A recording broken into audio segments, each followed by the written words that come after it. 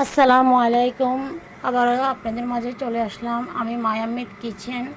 নতুন একটা রেসিপি নিয়ে চলে আসলাম। রেসিপিটি হলো শাপলা। আমি আজকে শাপলা রান্না করব, খুব মজা করে। পুরো রেসিপি জুড়ে সবাই প্লিজ সাথে থাকবেন আর আমার রেসিপিটি কন্টিনিউ করবেন ইনশাল্লাহ।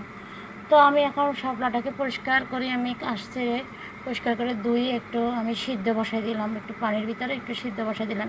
একটু বলক আসার পরে এপাশ ওপাশ করে নেড়ে এখন আমি সিদ্ধ পানি যারা দিয়ে দিলাম। এরপর আমি একটা ফ্রাই প্যান বসাই দিলাম। ফ্রাই প্যানে পরিমাণ মতো তেল দিয়েছি তেল তেল দেওয়ার পরে তেলটা একটু গরম হওয়ার পরে দিয়ে দিলাম 1 কাপ পরিমাণ পেঁয়াজ। এরপর দিয়ে দিলাম 2টা কাঁচামরিচ দিয়ে একটু নেড়ে ছেড়ে দেবো। নেড়ে চেড়ে একটু নরম হওয়ার পরে আমি দিয়ে দিচ্ছি তেজপাতা।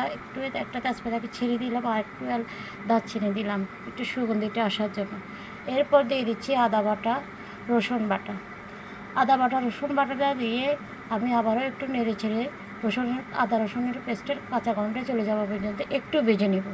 ভেজে নেওয়ার পরে দিয়ে দিব আবারও চিংড়ি মাছটা দিয়ে খুব ভালো করে আমি একটু নেড়ে ছেড়ে দিয়ে চিংড়ি মাছের একটা সুগন্ধি বের হয়ে গেলে আমি দিয়ে দিব একটু পানি, যাতে তলাতে না লাগে যায়, এই জন্য আমি একটু পানি দিয়ে দিব। তো পানি দেওয়ার পরে একটু নেড়ে ছেড়ে আবারও দিয়ে দিচ্ছি।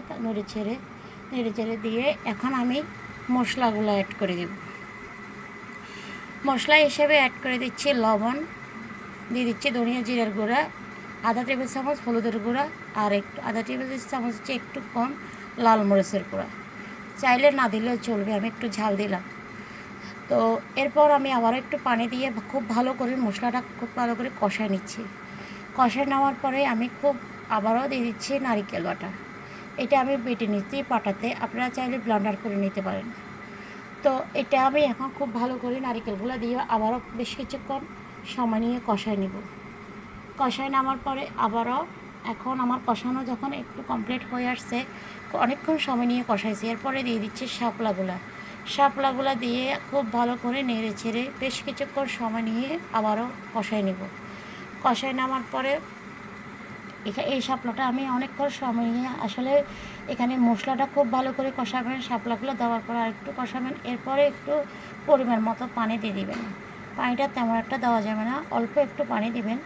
পানির কারণ এখানে শাপলাটা সিদ্ধ হয়ে গেছে, মশলাগুলো খুব ভালো করে কষানো হয়ে গেছে। তো এই জন্য আমার শাপলাটা মোটামুটি একদম রান্না হয়ে গেছে। পানি একটু দিয়ে অল্প কিছুক্ষণ রান্না করার পরে রান্নাটা কমপ্লিট হয়ে যাবে। তো আমার রান্নাটা কমপ্লিট হয়ে গেছে। এখন আমি পাশের চুলায় একটা মাছ বসাইছি। মাছটা আমি আগে থেকে রান্না করে ফেলছি, কারণ আমার এই মাছটার রেসিপিটা আমার পেজে অবশ্যই পাবেন সবাই। তো এটা হচ্ছে পাঙ্গাস মাছ।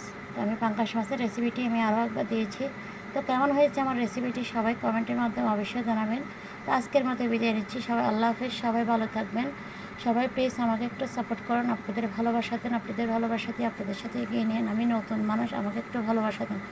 আসসালামু আলাইকুম, সবাই ভালো থাকবেন।